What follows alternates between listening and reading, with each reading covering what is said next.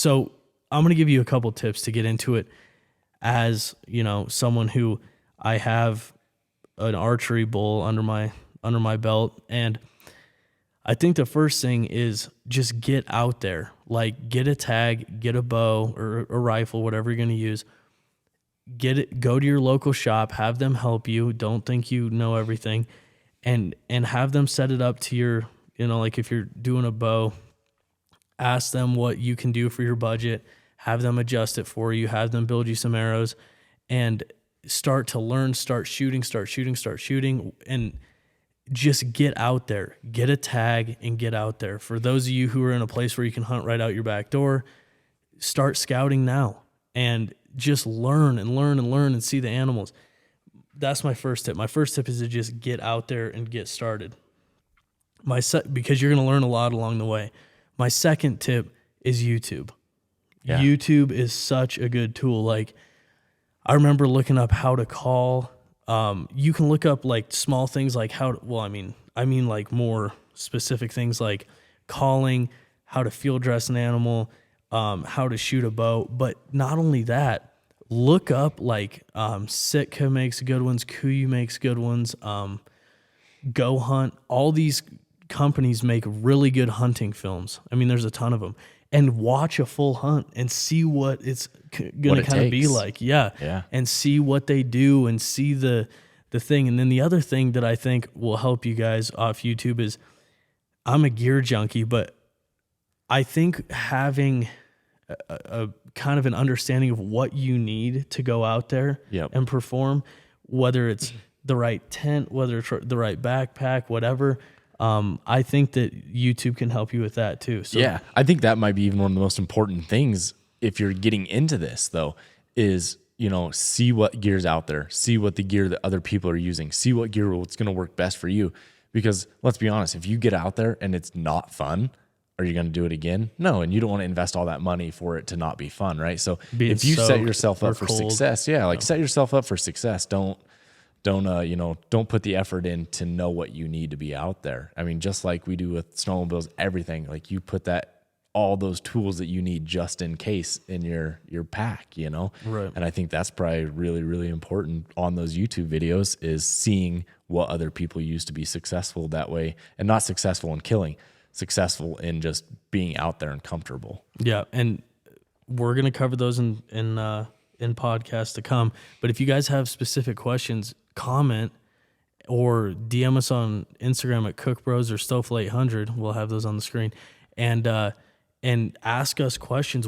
I guarantee you someone else has the same question, and we'll answer it on a podcast or on a YouTube video. But the gear thing is crucial. You don't have to go out and spend a ton of money, but you need. I mean, for example, I went with a guy who we went out to look at elk, and he had a rifle tag, and he didn't have a knife. Yeah. I'm like, so what happens if you kill it? Yeah. Oh, exactly. Well, and that's like, I packed rain gear for many years, never used it. And then last year, I am, so glad that I packed that rain gear however many miles, because for those 3 days that I needed it, that was the best thing. Yeah, I needed it. Like that was like between life and death almost, as cold as it got. And if you're wet, it'd be over, and you're, so many miles from your vehicle, whatever. So it's things like that you just need. Yeah. And so going back to how you can get started, the first thing, get out there, start, especially for you guys that aren't growing up in the mountains, get outside and just look at animals, start using your binoculars and just get good at spotting animals, seeing what they're doing, looking at spots. That's my first one. Second one, YouTube. If you have a hunting question, go look on YouTube. If it doesn't exist, message us. It probably does exist. But if it doesn't, message us. We'll make a YouTube or a podcast about it. And third is talking to people we just talked about this. Talking to people either in person that know what they're doing. Like for me, it was my buddy and his family.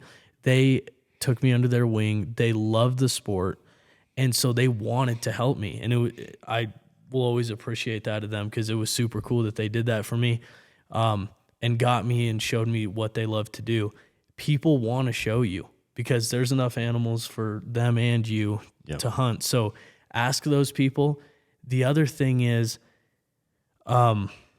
go on Facebook groups. That Yeah. you talked about that. That is a big deal because there are Facebook groups out there with, if you're going to hunt Wyoming, go on a Wyoming hunting group.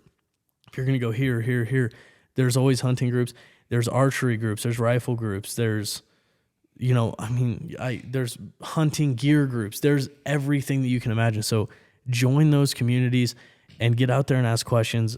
A lot of people want to help, and don't be afraid to look like an idiot. I'm shooting a podcast about hunting and I'm a noob. So you can get out there and ask a question on a Facebook group, I promise. Yeah. And I think on those, Facebook groups, a lot of those people are the same as like us. If somebody came to us with a question or, help to get into hunting, we're going to definitely help to do that, And I mean, that's something that I thoroughly enjoy with the guiding, is helping other people, in that situation. That's something you can also do is, hire a guide or an outfitter or something like that. And, that if you have no dead end road, you don't want to be on Facebook, whatever, like you can hire somebody even to take you hunting. True. And that can teach you a lot, yeah, it's gonna be more expensive, but that is an option as well. But in those, groups, a lot of those people might be looking for a buddy to hunt with as well. You might hit it off with them and you guys then are hunting buddies for life. But, there are other people out there in your shoes.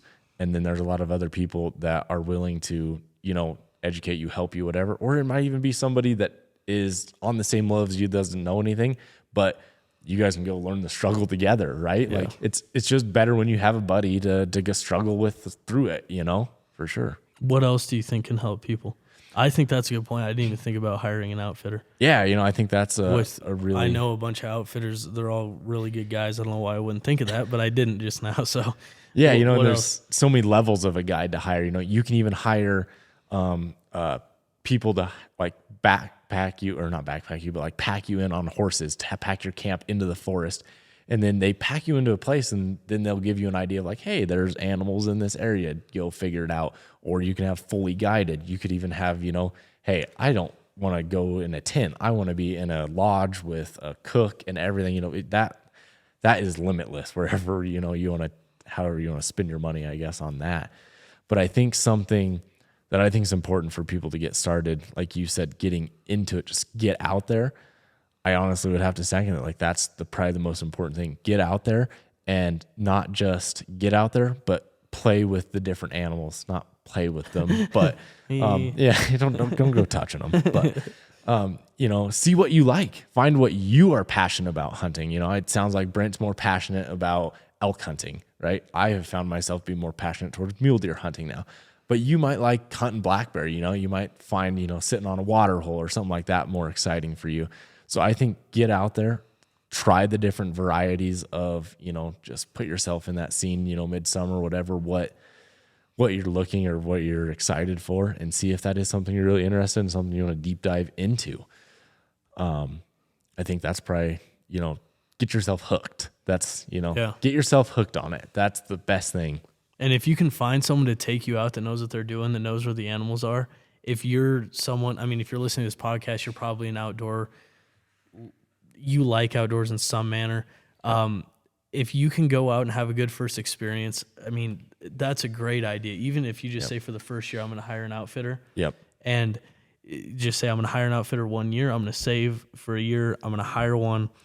And maybe it's not in a trophy unit. Or, maybe exactly. It's just, and you go out there and you learn, you pick their brains, and maybe then the next year you can do it yourself. But that will get you hooked. The thing that I encourage people to do is put your ego aside and try everything you can to go with someone that knows what they're doing, because that is what got me hooked. Yep. If I would have went out there, we saw, no, we're just staring at sagebrush all day. It would have been a completely different thing. Yep. But that's not what happened. It was an awesome experience. And so I encourage you guys to get in the community, start following people on Instagram that do hunting stuff. And just when you immerse yourself in that with social media, YouTube, podcast, it really does help you understand, because you'll pick little things from one person, pick some more from the other. That's what I do. And, I even talked to AJ one day snowmobiling.